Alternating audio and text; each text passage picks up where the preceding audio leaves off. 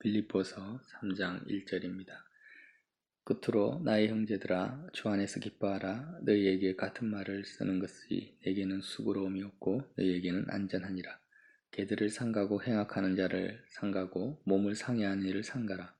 하나님의 성령으로 봉사하며 그리스도 예수로 자랑하고 육체를 신뢰하지 아니하는 우리가 곧 할례파니라.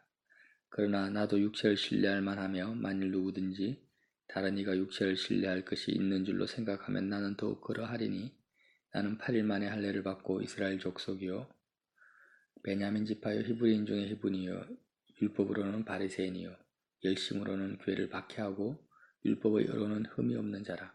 그러나 무엇이든지 내게 유익하던 것을 내가 그리스도를 위하여 다 해로 여길 뿐더러 또한 모든 것을 해로 여김은 내 주 그리스도 예수를 아는 지식이 가장 고상하기 때문이라.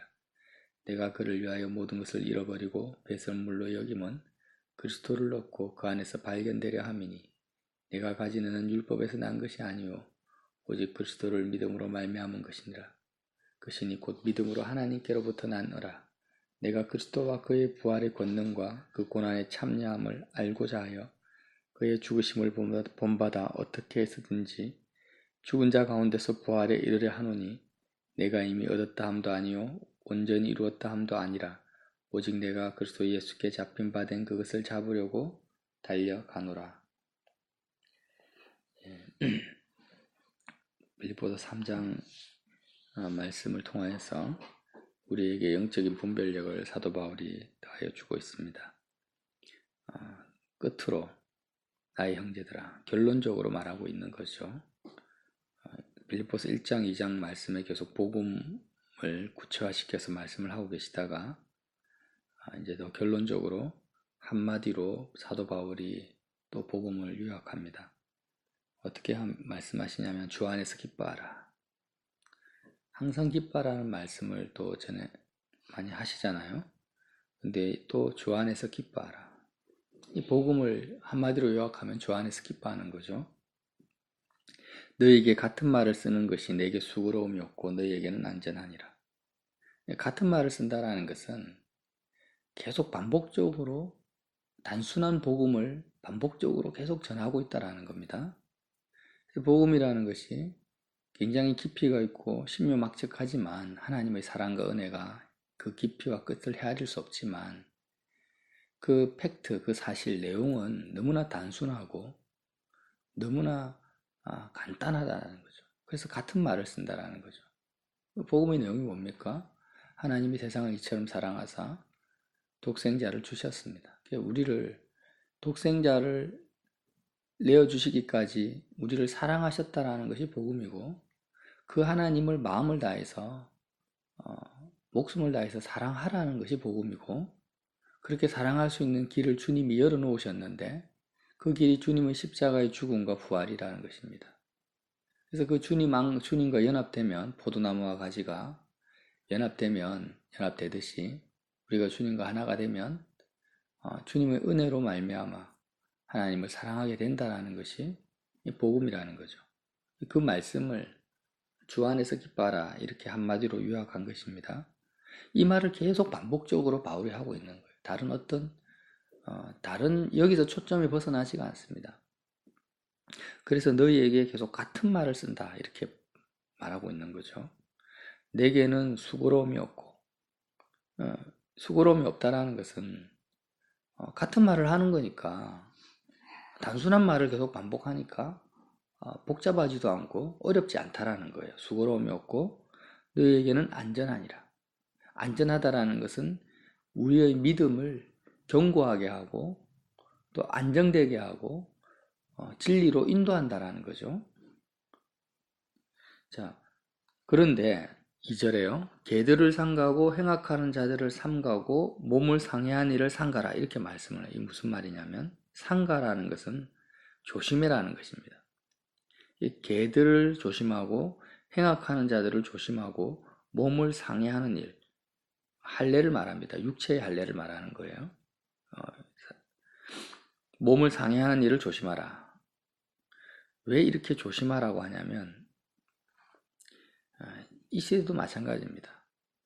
성도들이요, 예수님을 믿고 천국을 경험하고 아주 하나님을 사랑하기 위해서는 뭐가 필요한가?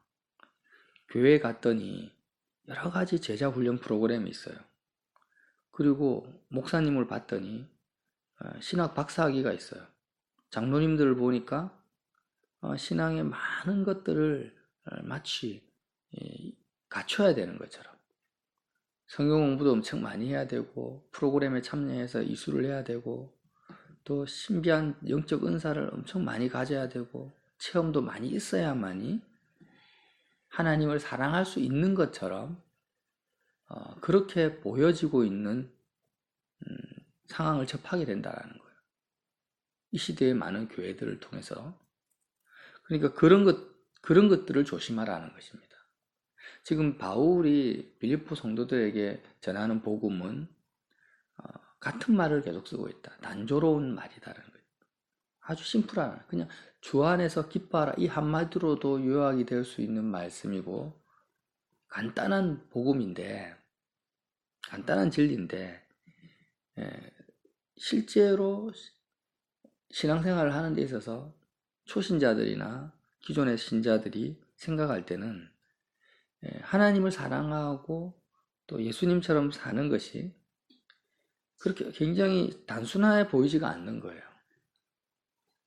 그래서 이렇게 말하는 것들, 신학을 해야 됩니다. 신학하지 않으면 하나님 사랑할 수가 없어요. 신학하지 않으면 믿음을 가질 수가 없어요. 성경에 특별히 헬라 히브리어를 전공해야 됩니다. 뭐 이런 식으로 막 떠버리는 사람들이 뭡니까? 개라는 것입니다. 개라는 것은 굉장히 시끄러운 존재들이죠. 유대 사회에는 더럽고 시끄러운 대표적인 짐승이 개입니다. 그러니까 그렇게 말하는 것, 단순한 말을 하지 않고 복잡하게 신앙을 어렵게 만들고 아주 뭔가 육체적으로 고차원적인 수준 높은 것들을 단계에 이루어야, 마치 돌을 닦는 사람들은 그렇잖아요. 우리 절에 가면 스님들이 아주 고승들이 있잖아요. 그래서 뭐 30년 면박 수련을 하고 동굴에 가서 수련을 하고 그렇게 해야지 어떤 경지에 이른다. 이런 차원처럼 똑같이 복음에 그렇게 적용을 해버리는 거예요. 이렇게 말하는 사람들이 뭐냐? 개들이고 행악하는 자들, 악을 행하는 자들이라는 거죠. 그리고 몸을 상해한다. 그렇잖아요. 천주교에도 막 채찍으로 자기를 막 자해하잖아요. 그래야 예수님의 고통을 자기가 몸으로 겪는다고. 여기는 이제 할례를 말하는, 육체의 할례를 말하는 거죠. 그래서 어떤 눈에 보이는 육적인 지식, 실제로 육적인 고행, 절에 가면은 이제 또 뭐 1000번째 이런 게 있잖아요. 또 솔로몬의 1000번째 말고요. 그런 것들을 해야지 40일 금식기도 아주 뭔가를 얻을 수 있다. 이런 식으로 하는 게 몸을 상해하는 일들이라는 거예요. 그래서 이런 것들을 조심하라는 것입니다. 우리가 얼마나 그런 유혹 속에서 그런 분별이 없는 가운데 많이 살아왔습니까? 바울이 빌립보서 3장 1, 2절에 이렇게 경고를 하는데 이 말씀을 우리가 몰랐던 거죠. 그래서 하나님의 성령으로 봉사하며, 단지 그냥 내가 봉사한다라는 건 예배한다는 의미도 있습니다. 하나님의 성령이 진리의 영이 우리를 단순하게 인도하신다라는 거죠. 우리는 깨달을 수도 없고 말씀 한 구절 봐도 우리는 내 지식으로 말씀을 깨달을 수가 없어요. 단지 하나님께 의지할 수밖에 없는 겁니다. 그리고 나로 하여금 진리로 인도하시는 분은 어떤 성경적인 신학적 커리큘럼이나 제자훈련이 아니고 어떤 사람이 아니라 예수님이 말씀하셨죠. 진리의 성령이 너희 가운데 오시면 그가 너희를 진리 가운데로 인도하실 것이다. 그래서 보이지 않는 하나님께 내가 보이지 않는 예수님이 나의 목자가 되셔서 나를 인도하십니다. 그걸 믿으라는 거죠. 그리고 그 예수님만을 의지하면 되는 겁니다. 그게 진리의 성령으로 봉사한다는 의미 속에 들어가 있죠. 그리스도 예수로 자랑하고, 이제는 예수님을 만났으니까 단순하게 예수님만을 높이고 예수님만을 자랑하면 되는 거예요. 예수님을 만나기 전까지는 내가 지식이 이렇다, 나는 스펙이 이렇다, 나는 공부를 많이 했다 적게 했다, 기도 생활을 어떻게 했다. 막 이렇게 나 자신에 대한 어떤 스펙이나 능력, 나 자신의 어떤 그 노력의 결과물을 자랑했을지는 모르지만 예수님을 정말 내가 만났다면 그때부터는 나는 사라져버립니다. 나의 노력과 의는 다 사라져버리고 오직 주님만을 자랑하고 주님만을 노래하면 되는 거예요. 이게 간단한 복음이라는 거죠. 성령의 인도를 받고 예수님만을 자랑하면 된다는 겁니다. 예수를 자랑하고 육체를 신뢰하지 않은 우리가 곧 할례바라. 육체를 신뢰하지 않는다. 육체는 나 자신을 말하는 거죠. 나의 아까 말한 그런 나 자신의 의, 나 자신의 그 노력, 경력 이런 것들을 신뢰하지 않습니다. 오직 주님만을 의지합니다. 그래서 바울이 경고합니다. 육체를 신뢰하는 자들을 향해서 그러나 나도 육체를 신뢰할 만하며 만일 누구든지 다른 이가 육체를 신뢰할 것이 있는 줄로 생각하면 나는 더욱 그러하니. 우리가 많은 간증을 듣는데 은혜로운 간증입니다.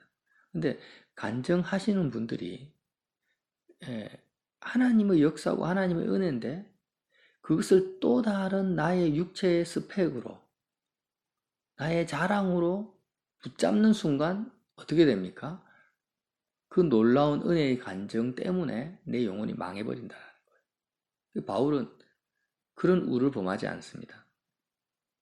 그래서 실제로 바울은 육체를 신뢰할 만하죠. 베냐민 집하고 히브리인 중에 히브리이고 율법으로 바리새인이고 율법의 이론은 흠이 없지만 7절에 그러나 무엇이든지 내게 유익하던 것을 내가 그리스도를 위하여 다 해로 여긴다는 거예요. 자기 자신의 육체를 신뢰할 만한 모든 조건들을 다 버려버리는 것입니다. 무엇 때문에요? 내 주 그리스도 예수를 아는 지식이 가장 고상하다. 이 지식이라는 것은 신학적 지식을 말하는 게 아니라 실제로 살아계신 예수님과 오늘 하루 교통하고 사랑하는 주님과의 이 지식, 하나님을 아는 것, 결혼을 해서 배우자가 서로 아는 것처럼 그렇게 하나님과 실질적으로 교제하고 살아가는 그 지식을 말하는 거예요. 이게 가장 고상하다. 내가 그를 위하여 모든 것을 잃어버리고 배설물로 여김은 오직 그리스도를 얻고 그 안에서 발견된다. 그 안에서 발견된다라는 것이 주 안에서 기뻐하라는 말씀과 같습니다. 모든 것을 잃어버리고 배설물로 여기고 그리스도를 얻고 예수 그리스도 안에서 자기 자신이 발견된다라는 이 말과 주 안에서 기뻐하라는 말이 같습니다. 자, 항상 기뻐하라 하면은 사람들이 부담을 가져요. 내가 어떻게 기뻐할 수 있습니까? 세상 살다 보면은 내가 원하지 않는 사건들, 황당한 사건들을 많이 만나는데 어떻게 항상 기뻐할 수 있는가? 그러니까 주 안에서 기뻐하라는 이 말이죠. 항상 기뻐하라는 것이. 주 안에서 기뻐하라는 말씀이 무슨 말입니까? 전에도 말씀드렸지만 이 말이 무슨 말이냐? 우리가 그 냉동 창고가 있잖아요. 냉동 창고 안에 들어가면은 춥습니다. 영하 10도, 20도니까. 그러면 이런 말과 같아요. 냉동 창고 안에서 시원해라, 추워라, 추운 상태로 지내라. 이 말하고 같아요. 그러니까 기뻐하는데 내가 눈에 보이는 세상의 사건들, 예를 들어서 경제적인 어려움, 육체적인 질병, 그 안에 내 마음이 들어가 있으면 당연히 고통스럽고 염려가 들어오는 겁니다. 그래서 그 세상 안에서 기뻐하라는 말이 전혀 아니고요. 네가 눈으로 육신의 눈으로 보고 육신의 귀로 듣는 그 상황에 마음이 머무른 상태에서 기뻐하라는 말이 전혀 아니고요. 주님 안에서 기뻐하라는 거예요. 내가 지금 바깥은 더워 죽겠는데 어떻게 거기서 시원할 수가 있습니까? 냉동창고 안에 들어가서 시원해라. 당연한 말이잖아요. 그 말과 같은 거예요. 그래서 주 안에서 기뻐하라. 주 안이라는 거예요. 냉동창고 안에 들어갔다 생각해 보세요. 내가 앞을 봐도 위를 봐도 밑을 봐도 옆을 봐도 전부 다 나를 둘러싸고 있는 것은 뭡니까? 시원한 냉동고라는 겁니다. 그것처럼 내가 어디를 보든지 간에 내 마음의 시선과 내 마음의 접촉점이 위아래 좌우 사방이 다 예수님이 되어야 된다는 거예요. 내가 실제로 경제적인 어려움을 당한다 할지라도 육체적인 고난을 당한다 할지라도 내 마음의 첫 번째 접촉점이 어디입니까?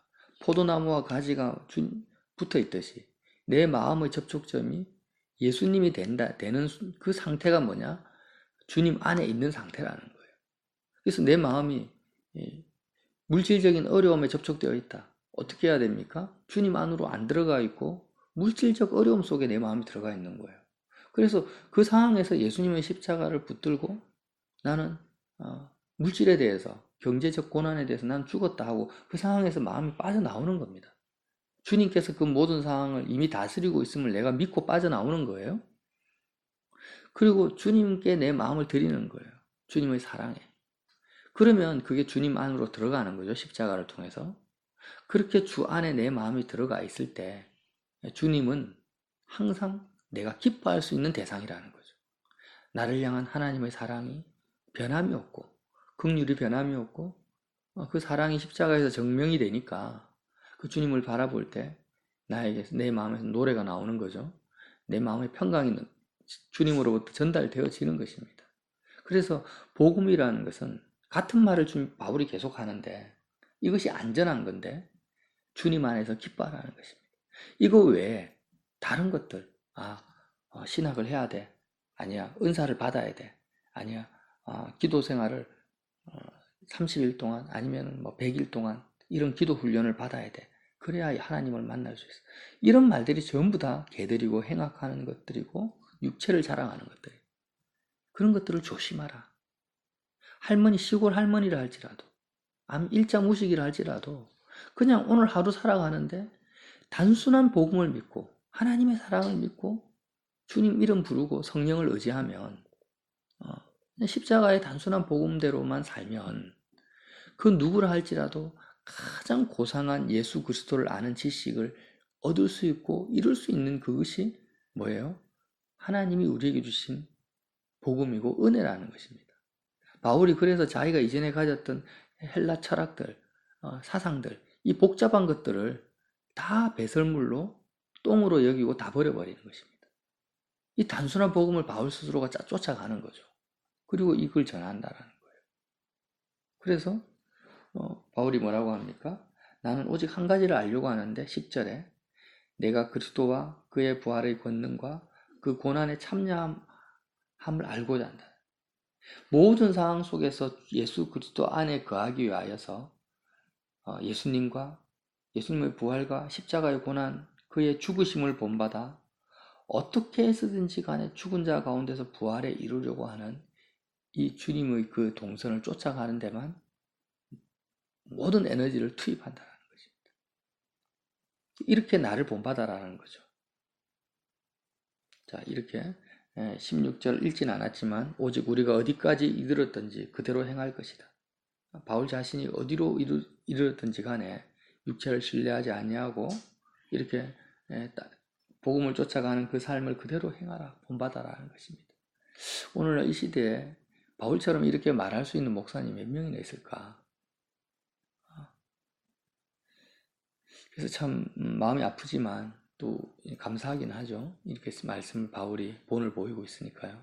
저와 여러분 이 새벽에도 정말 어렵게 신앙생활하고 복잡하게 했던 모든 신앙들 이제는 그것이 개들이고 행악하는 것이고 육체를 자랑하는 몸을 상해하는 것들이라는 것들을 알고 주 안에서 기뻐하는 이 단순한 복음 쫓아서 이 단순함 속에서 천국을 누리시기를 예수님 이름으로 빌어드립니다.